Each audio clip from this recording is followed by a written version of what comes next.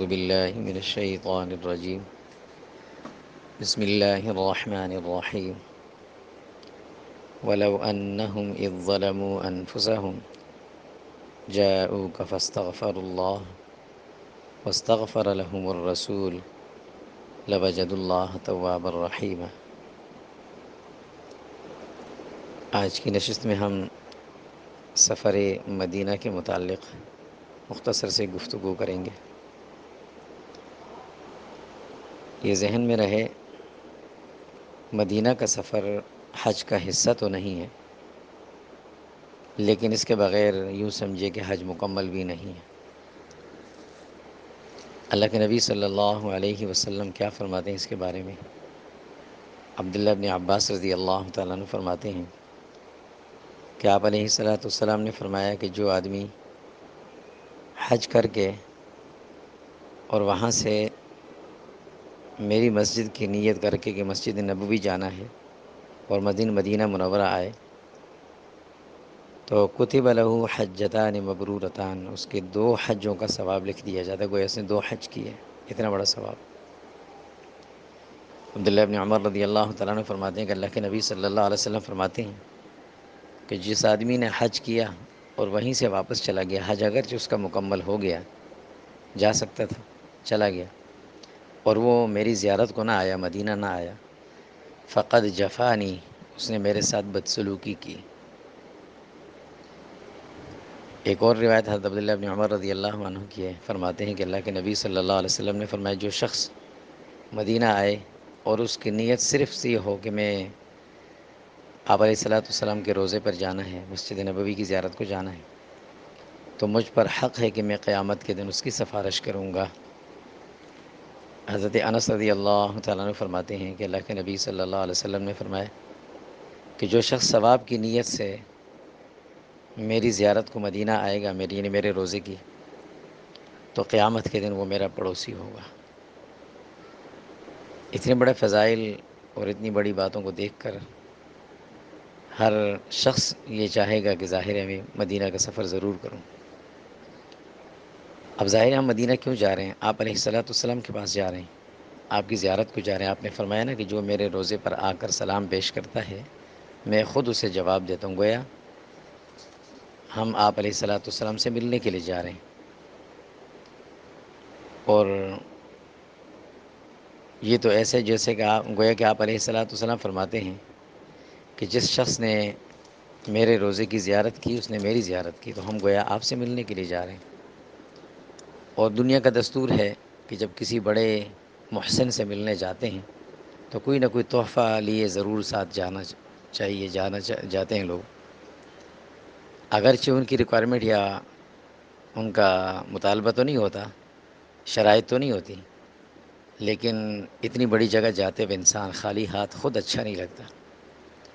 پیارے رسول صلی اللہ علیہ وسلم کے لیے ہم کیا تحفہ لے کر جائیں گے؟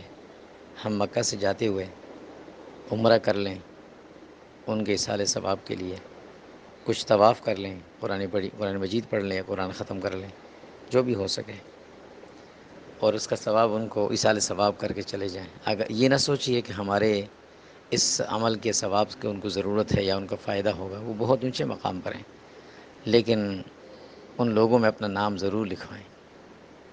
مدینہ جانے کا ارادہ ہو تو دل میں صرف یہ نیت ہو کہ میں حضور کی زیارت کو، حضور کے روزے کی زیارت کو جا رہا ہوں، یہ تڑپ بھی دل میں ہو، یہ لے کر جائیں. درود شریف کی کثرت کرتے ہوئے جائیں.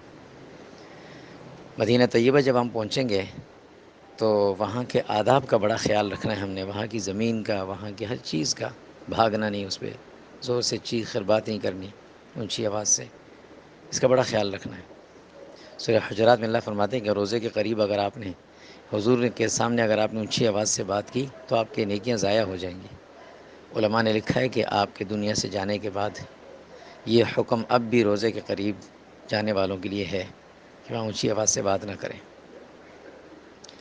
جب ہم مدینہ پہنچیں گے اپنے ہوٹل میں آرام کر کے نہا دھو کر صاف ستھرے کپڑے پہنیں گے، حسب استطاعت کوئی صدقہ وغیرہ دے کر پھر ہم درود شریف پڑھتے ہوئے مسجد نبوی کو جائیں گے، صرف سلام کی نیت سے.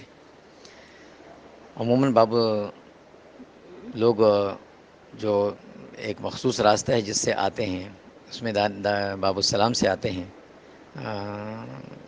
روزے پر سلام پیش کرنے کے لیے. کبھی کبھی راستے بدل دیے جاتے ہیں، جیسے رمضان المبارک میں سلام کرنے والوں کے داخلے کا راستہ تبدیل ہو گیا تھا، کوئی مسئلہ نہیں. ریاض الجنہ میں جانے والوں کا راستہ الگ کر دیا تھا، ان کا راستہ الگ کر دیا تھا. لیکن ہوتا یہی ہے عموماً کہ باب السلام سے ہی لوگ آتے ہیں. اگر آپ ریاض الجنہ جانا چاہیں گے تو پھر شاید راستہ تبدیل ہو، اور اگر آپ سیدھا سلام کرنا جانا چاہیں گے تو چلے سیدھا باب السلام سے جائیں گے. درود شریف پڑھتے ہوئے، نظریں نیچے رکھتے ہوئے، دعائیں مانگتے ہوئے جائیں گے. حضور کے روضے کے قریب بالکل سامنے پہنچیں گے، نظر آ جائے گا چھوٹا سا دیوار کے اندر، جالی کے اندر ایک سوراخ بنا ہوا ہے. اس میں جو سب سے بڑا ہے، جس پہ محمد الرسول اللہ لکھا ہوگا، اس کے سامنے کھڑے ہو کر السلام علیکہ یا حبیب اللہ، السلام علیکہ یا رسول اللہ، السلام علیکہ یا نبی اللہ.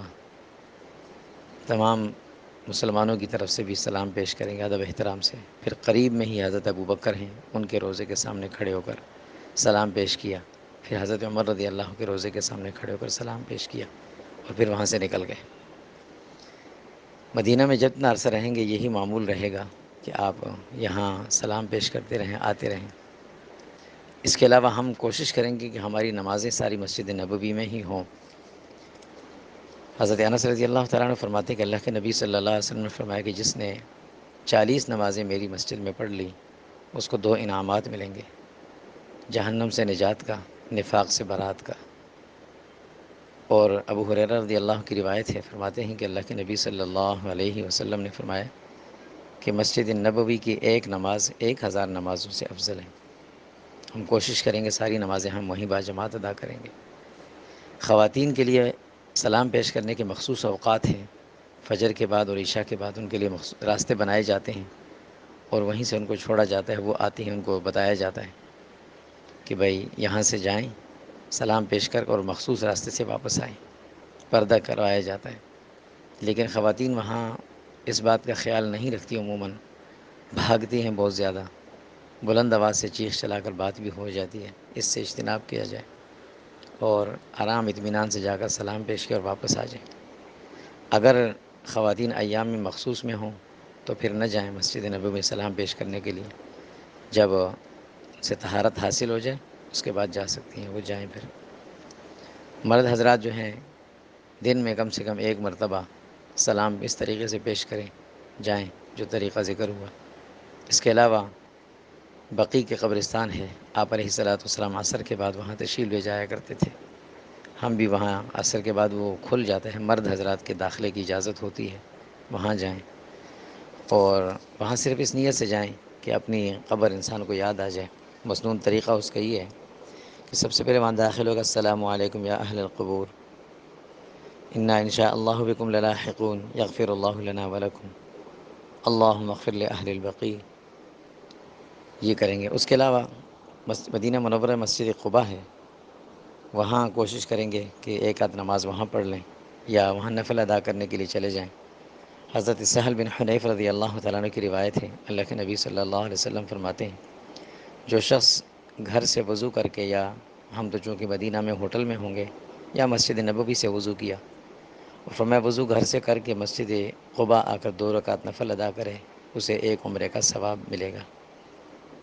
یہ بھی ہم کریں گے انشاءاللہ. اس کے علاوہ زیارات ہیں، وہ تو ہو ہی جاتی ہیں مختلف جگہوں کی، لیکن مدینہ میں ہمارا زیادہ تر معمول یہی رہے: ذکر، تلاوت، کثرت سے درود شریف، نمازیں باجماعت، مسجد نبوی میں زیادہ وقت گزارنا، یہی رہے.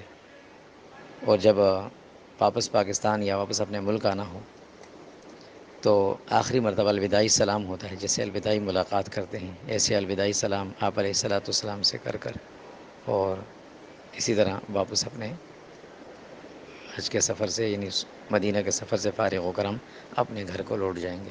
السلام علیکم ورحمۃ اللہ.